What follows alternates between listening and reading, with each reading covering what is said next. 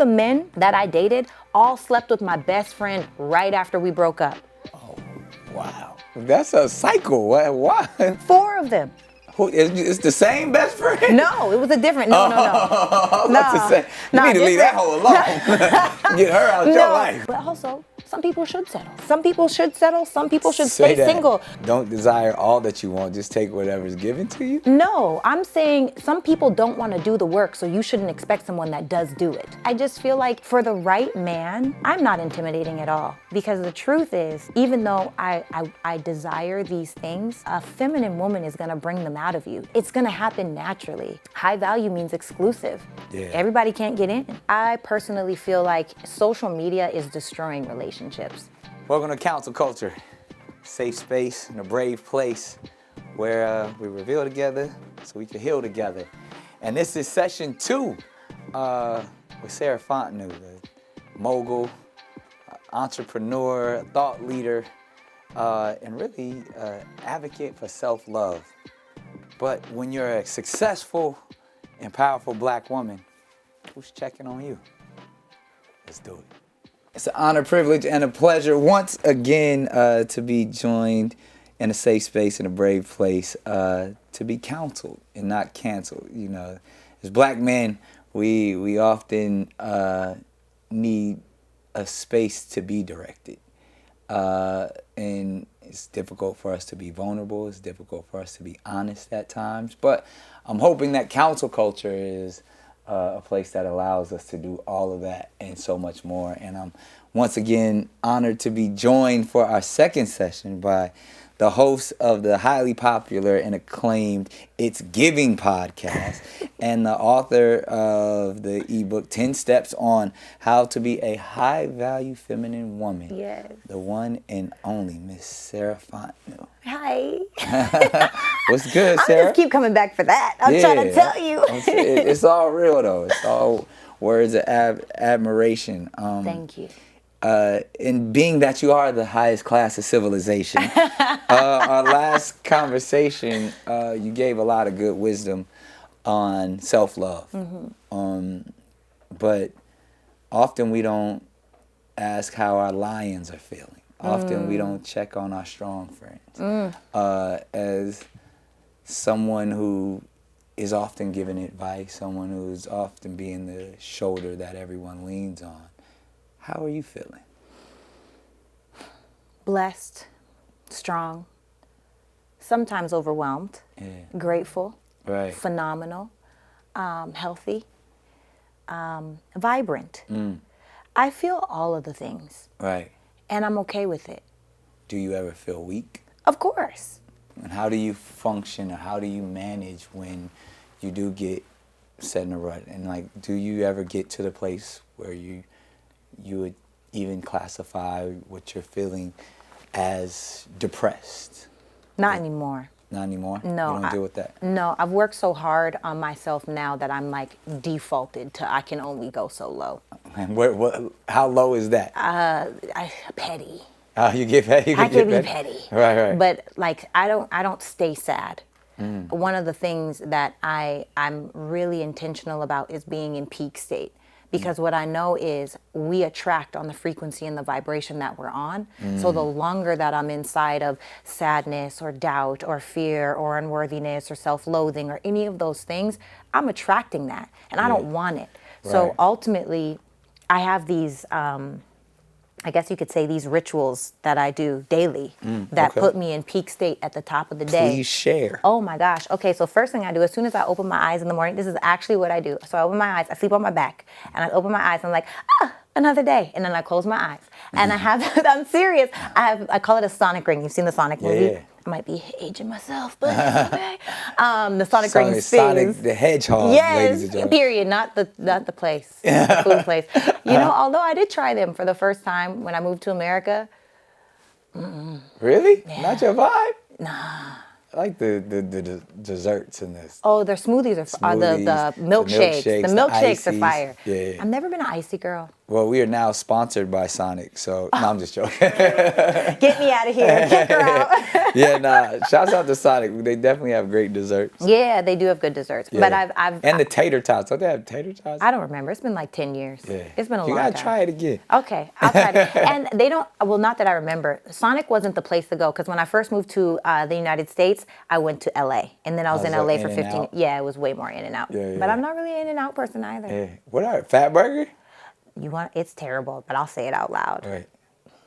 If I ever eat fast food, which is not often, Right. but if it happens, Yeah. McDonald's. Okay. Yeah. Hey, you can't go wrong with the OG. Do you want to know what I get? What do you get from McDonald's? Oh, I get a 2 cheeseburger meal with no meat and a mango smoothie 2 cheeseburgers with no meat. with my fries cooked to order, please. Okay, so no. Okay, so you're just tasting the bun, the pickles, The cheese, the ketchup, the mustard, the little onions on there. I can see how that still tastes good. It's fire. Yeah. I enjoy it. There it is. If it happens. All those plant-based people who want McDonald's, get you 2 cheeseburgers, no patty. Period. No beef. Period. That ain't beef anyway, I don't think. But that's a story for another day. But okay, so anyway, I have my Sonic ring, right? Yes. As soon as I wake up. And I imagine it going around my entire body. And I send my body healing and love and prosperity and all the things. And then I close it around my feet. And then I do it around the people that I love with my eyes closed. This literally takes me a minute and a half, by the way. It's not some super long thing.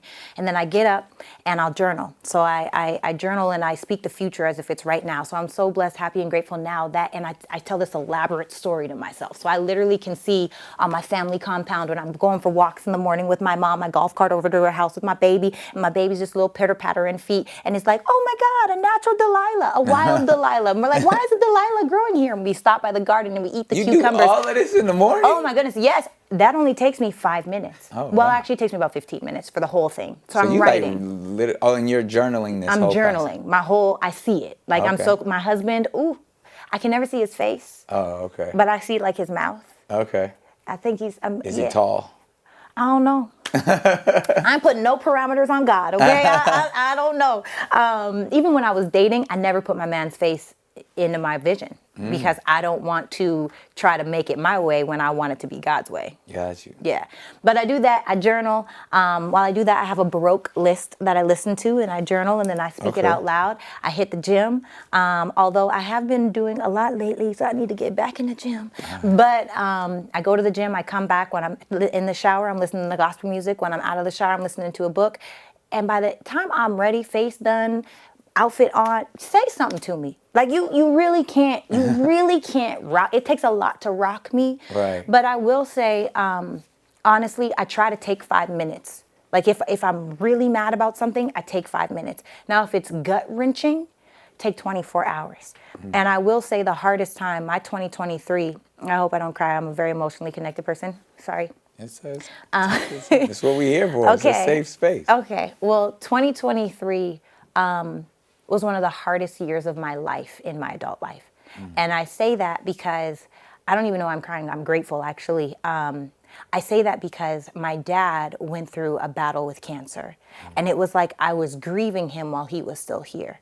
You know, and you start thinking of all the ways that I'm not going to have my father walk me down the aisle. I'm not going to, my kids aren't going to know their grandfather. All of these things that happened. And then it was literally in every way, mentally, emotionally, spiritually, physically, financially, and energetically, I was being tried. And so it was almost like I had to fight to get to me daily. Like where it's usually easy to wake up and be like, I had to rely on the discipline to make myself, like I kept having to like force myself to get back into peak state because I don't want to attract this. And then there were days where I was like, you know what?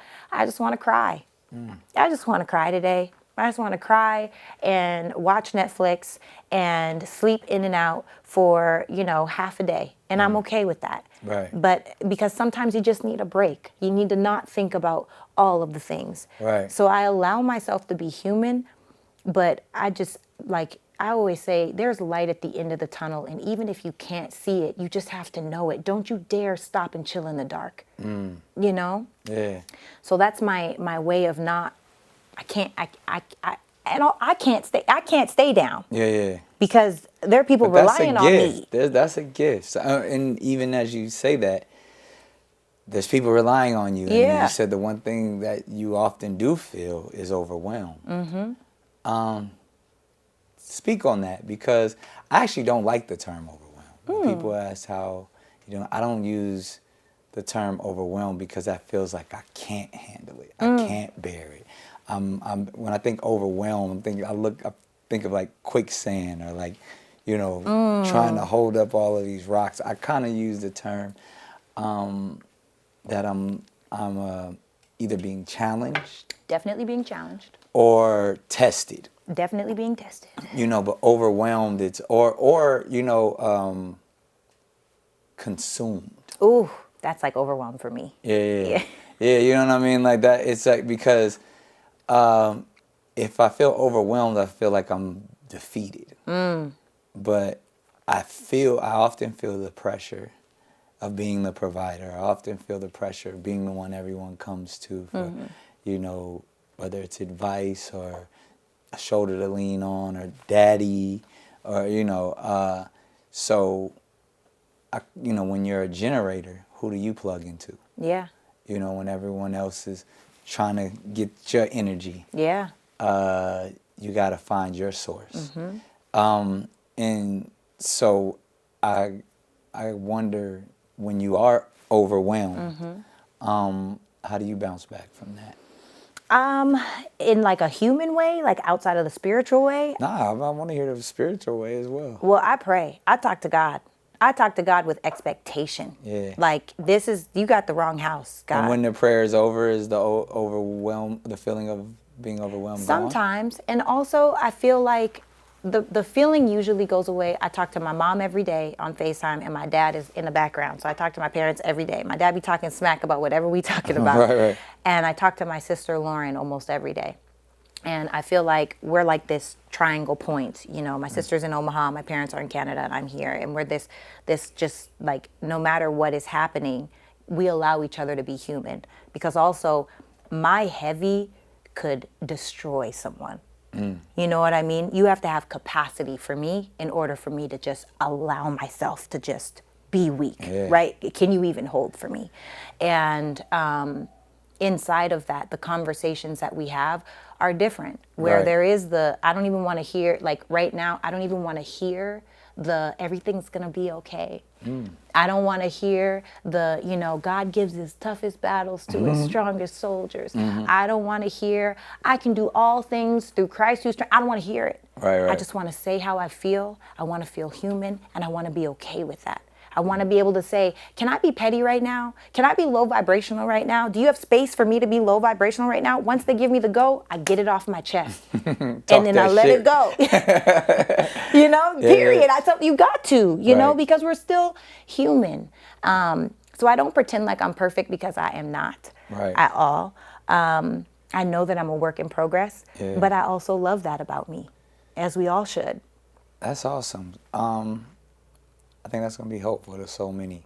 I mean, because people, even when they look at someone like you that is high value, they feel like they don't go through the same emotions that they go through. Yeah. That we all struggle with being low. We all struggle with insecurity. We all struggle with moments of, low functioning or low frequency of, wanting to be upset or angry or petty or whatever we define it.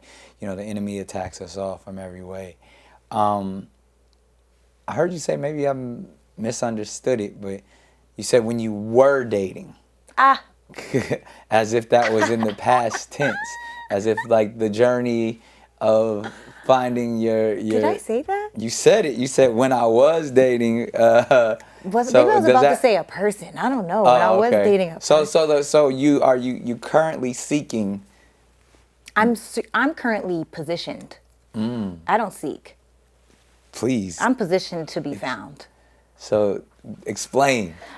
One of the things for a woman, one of our most beautiful opportunities as a feminine woman is we don't go, the most feminine woman isn't the loudest person in the room. You attract in, right? Yeah. But you have to position yourself. Like, you have to get out of the house. Yeah. And a lot of the high value feminine women are never outside. Right. You know, they're in their house when they're not at work. And that doesn't mean go to the club. That doesn't mean, I'm not saying you should do what you love doing, because that's where you meet the people that you're in, you know, conjunction with, really.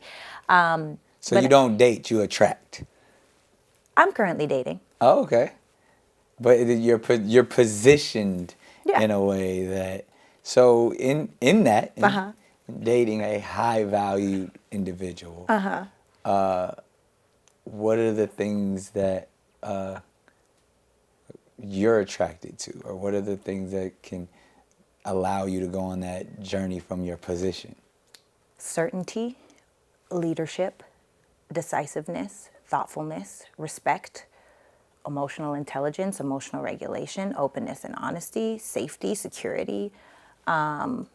Slow down. It's Stop a there. lot. That's a lot, It is Sarah. a lot. It is. That is intimidating to probably so many. But also, You said a bunch of strong words yes, that, you know. you got to have strong leadership. Now, how do you feel? Is there a lot of that out there? Yes, for me. Really? Yeah. And why do you feel like you can find all of those things in an individual? Because I know that it exists. If you don't believe in magic, how do you find it? Right. If you don't believe in love, how do you find it? If you're that person that's saying, "Oh, these Atlanta streets are trash. Oh, these LA dating pool is garbage," if that's exactly what you're going to attract. You'll never catch me saying that. I'm having a beautiful experience inside of my And experience. where are you having this beautiful experience? Like, currently, where am I living? Or not even where you living, but Yeah. like you sound like you in a different realm. You're in a different dimension where you finding all meet of it. people- Is it church? No. You said it's not the club. No. You know, and What planet are these men on? there are so many good men out here. There really are. There's so many good men out here. Now, this is the caveat. If you choose high value, high earning, masculine man, you have to know what you're signing up for. Like, a lot of women think that they want this man that is super successful and well, his schedule might not be the way that you want it to be. He may not be as available to you as you want him to be. You may not get the good morning text every morning, but he's there when it counts. He's there when it matters. The conversations aren't going to be 3 hours on the phone. That's not realistic for this type of person. I know my pool. And so I move in alignment with my pool, you know, and so there, you know, I also believe that women, because we are geriatric at 35, right? I believe that women, one of the most beautiful opportunities we have is to also create legacy for your partner. Whether that, I think it should be marriage personally, but if not, that's cool too. Do whatever makes your soul smile. Right. But inside of that, I really and truly feel like you've got to position yourself to be found by the person that you want. You know? Yeah. If not, what's the point? Create legacy, do all the things, create the family, be happy, find connectedness, but don't settle for, but also some people should settle. Some people should settle, some people should stay single. Some people, like, everybody doesn't want somebody this. should settle, so you be like, so don't desire all that you want, just take whatever's given to you? No, I'm saying some people don't want to do the work, so you shouldn't expect someone that does do it. If you are settling for the version of yourself that you are, you deserve someone else that's settling for themselves. And you should be in that realm. High value masculine, high value feminine doesn't choose average because they don't have to. That's just the reality. And I'm not talking about an aesthetic, by the way. I'm talking about a beingness. And then this is the thing too. This is why, and it goes back to the conversation that we've had, being in integrity with yourself and loving who you are and feeling fulfilled, where two people come together to create one. No, 1 + 1 is 2. We are super whole over here. We are overflowing. Right? And so I just feel like for the right man, I'm not intimidating at all, because the truth is, even though I desire these things, a feminine woman is going to bring them out of you if they're not already, like, what's the word when you start it? If they're not accelerated, ignited. Thank you. Yes, that it's going to happen naturally, you know. And I feel like high value means exclusive. Yeah. Everybody can't get in. It's very true. So speaking to that, you listed off some great attributes that you're looking for in a man. Yes. And that you are positioned because you are offering these same things. So what are some non-starters for Miss Sarah? What are some things where it's like, he can have all of these things, but if he does this, or if he's into this, or what are the things, and I don't like to call them red flags, but it's more about things that you take notice to that is like, all right, yeah, I've learned my lesson with those type of individuals. I already have and is narcissism one of them? No, I think we're all a little narcissistic if you're a little bit successful. Preach. Yeah. I think narcissistic personality disorder, that's absolutely a no-go for me. Yeah, that's different. There's rage in there, there's lack of empathy. Yeah, and there's delusion. Yeah. You live in a world that you've created that no one else knows except for you. Right. You know, you don't live in the truth, you live in your truth, and I'm not doing that. So what are the non-starters for you? Lacking character. What is lacking? Everybody has character. No. I mean, You mean character as in like integrity character? integrity character as in are you validated by the people outside you, or are you validated by who you say that you are? You know, are you waiting out here waiting for other people to say, oh, this is who you need to I can't, it's a no-go for me. That's difficult because we live in an age of social media where we all can fall victim to that.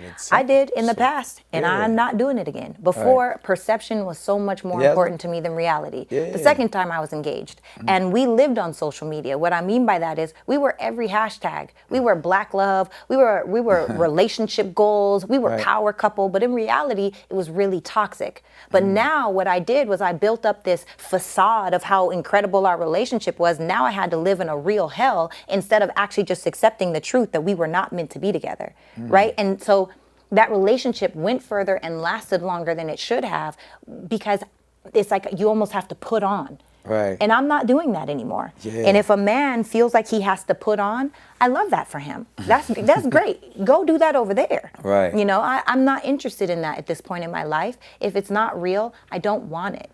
That has to be difficult. I mean, is that maybe one of the reasons where you may keep your personal life personal? Because you are a public figure. You are someone who not only is living life in the public eye, but you're giving advice and being a motivational speaker. And, you know, people are, you know, aspiring to be like you.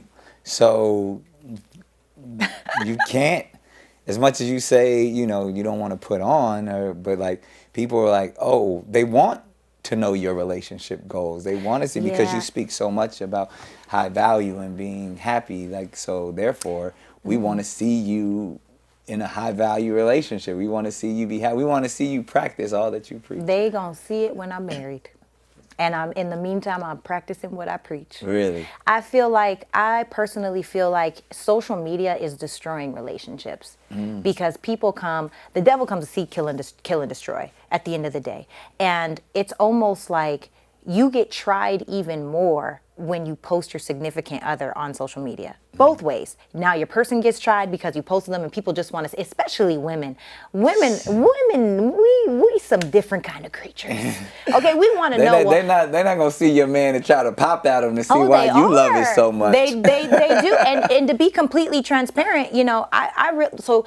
Funny story. I realized when I was 10 years old from an experience that I had a story that I created that said, if I let you in, you'll betray me. So at 10? At 10. Okay, so let's rewind. Let's go back. It's therapy. I was a dirty kid, okay? Dirty, nasty, didn't shower every day. If there were roaches where I was from, we would have had them strictly because of me. Right. Like I said, my dad ruptured a disc in his back when I was 10. My mom was trying to make sure we weren't homeless while going to school, taking care of all us kids. So she would say, clean your room. Yeah. I'm not listening to them. I feel like I'm grown. I know what I'm doing. Right. So there was a girl in my school, and I'm going to call her Jane Doe. Yeah. And Jane Doe was the everything girl. Right. Jane Doe ran fast in track. She could play the guitar, the piano, and sing, and she was beautiful. Oh, wow. And she was nice. It's like you can't even hate this girl if you wanted to. Right, you know, right. like where'd she even get off getting all these blessings? Right. So Jane Doe would have parties, like for her birthday, where she would invite the whole class over. And we'd go to her house and everything had its perfect little place, right? Like literally everything. Her father was a police officer. Her mom was a stay-at-home mom. And I was like, if I could just be like Jane, Right. life would be amazing. Right. And so I asked her, I said, you know, I literally, 10-year-old me, I said, hey, I really want to be clean like you, but I don't know how. I would love for you to come over to my house to play, and maybe you could show me how to be clean like you. Wow. The next day, she came to my house. She didn't stay very long. And the next day when we went to school, she told everyone how dirty and nasty and disgusting I was. Oh, wow. And in that moment, I created a story that says, if I let you in, you'll betray me. Now, this is the thing about our stories. Most times they're on autopilot. They're subconscious. We don't even know that they're running, right? So now I'm subconsciously seeking the partners, the friends, the experiences, the opportunities that say, if I let you in, you'll betray me. Right. So anytime actually out of my adult relationships, 4 of the men that I dated all slept with my best friend right after we broke up. Wow. That's a cycle. Why? 4 of them. 4 of them. Who, it's the same best friend? No, it was a different. No. I was about to say, you need to leave that hoe alone. Get her out your life. different best friend. But what I realized was I didn't have a standard for the women in my life. I didn't have a standard for the moral standard, the ethical standard. I didn't have a standard because I had to prove the story of, if I let you in, you'll betray me. Right. So I'm choosing people that are going to do me dirty subconsciously, right? And so for me, when I post, and girls will pop at your man like no other. That's another reason why I feel like I don't want anyone that's on their first person that's done the work. I don't feel safe there. That's the danger zone. Tell me.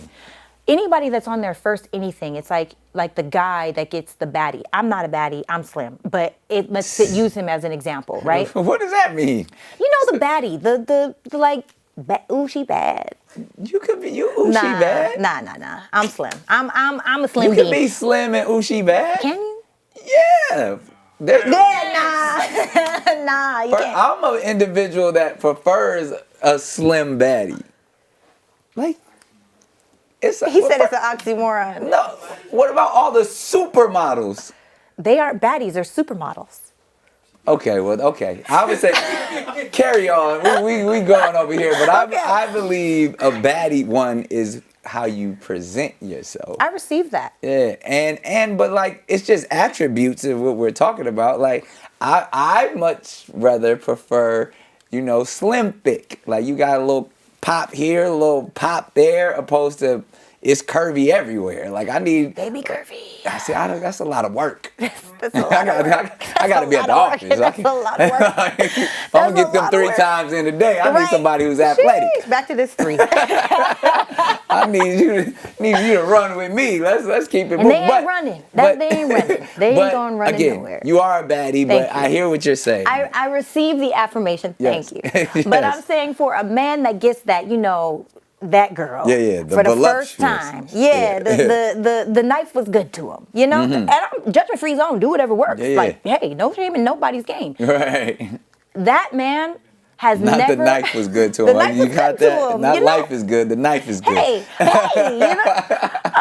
that man is not used to the attention that girl gets, which oftentimes creates resentment for him. That man is not used to the women now that she raised his stock. Now new levels of women are trying to holler at that man to see if they'll leave her. Handle it. Weak. Yeah. They just weak. So weakness, not to be confused with vulnerability, because vulnerability is very important. I can't do it. So I don't want to be anybody's first, because you'll mishandle me. You don't want to be their first baddie? I mean, I wouldn't even say I'm a baddie, but I don't want to be the first person that's together. I wouldn't even say that. Just I've done the work. Yeah. Because you'll mishandle me. Right. And not even intentionally. And You don't can have love time me for that. so much. Yeah. You can love me so much, but you don't know how to handle me. Right. It's like giving a 16-year-old a Ferrari. You'll mishandle it. Shit. You know, I don't personally, I'm not here for that, you know, and I'm not saying I'm not the prettiest girl in the world. I'm not the smartest girl in the world, but I'm solid. Yeah. And in a world where there's a lot of fake, that stands a lot on its own by itself. Indeed. You know, so, yeah, I don't want to be the first. I heard that. You I'm not still interested. dirty? Nah. Let me tell you. Okay, How did Nick. you get through Nick, that trauma? So this is what happened, and this is crazy. So I realized, you know, I do all these seminars, retreats, all the different things I read. I love to read, and one of the things that I realized is that out of your limiting beliefs, strong suits are also created. Right? And so the strong suit that I created, my limiting belief was, if I let you in, you'll betray me. But my strong suit was, no one will ever be able to call me dirty again. And now if you go to my house, man, every label is faced away. You got my OCD closets, now. oh, You my get closets everything are all color coordinated. Yes, they are. I'm so serious. Like every hair is usually, and it's embodiment because I've been working on it. And then also when I start to fall off, I got really solid people in my life. Like when I first moved to LA, I was in a theater academy. And then I graduated from the academy, so I was struggling for my first 3 years. I was really struggling after that too, until I slipped and fell into entrepreneurship. But anyway, I moved in with my great aunt. And my great aunt, I was paying $200, struggling to pay $200, by the way, to live with my great aunt, rent out a room with a blue shag rug, okay? Aunt Marge, major shout out to you, love you so much. She's still here. Actually, I was visiting her while I'm here. Oh, that's awesome. And my Aunt Marge said to me, I used to be a whirlwind in the morning. Like, now I'm clean, but I didn't make my bed. Oh, right. You know, right. I'm clean, but I needed to get my credit together. Yeah. You know, so there's like levels to the game, right? Right. And my Aunt Marge, one day, she said, Sarah, a man will never love you if you don't make your bed. That's it. That's a word. Wait, what? I had never heard that before. Right. You know, so I have all of these people and powerful, incredible women in my life that have the result that I want. You know, my Aunt Marge was married for decades before my great uncle passed. You know, my mom and my dad, my grandparents, bless their hearts, they passed 29 days apart from one another. They were married for 53 years. Wow. You know, so it's like my sister's been with her guy for 20 years. My oldest brother's been with her girl for 27 years. Everybody, like I come from that. Yeah. But I'm not settling either. I'm not saying they are. Yeah. I'm just saying I'm not. You're not. I'm not. You need that high value. I need that high. I need a unicorn. I heard that, and you deserve it. So, I mean, obviously, as we close up this session, there's the one thing that resonates or that I received out of all this is, you know, embrace your light. Yes. And you are such a light. You know what I mean? Like in all that you speak, how you motivate. Thank you. It sounds like you don't let no one dim your light. So in our next session, I definitely want to touch on, you know, how does one cultivate that light? Where does your light come from? And, you know, a lot of the choices and things that you speak of, I want to hear about that journey. So again, this has been helpful to me in many ways. She's definitely a baddie, right? Like in the comments, like I feel like that's Don't gonna be the gas ultimate me. debate out of all this. Like, what is the definition of a baddie? But that also could be about exuding a light in who you are. So we'll talk about that in our next session. But again, thank you for your time and energy. Thank you so much. Absolutely.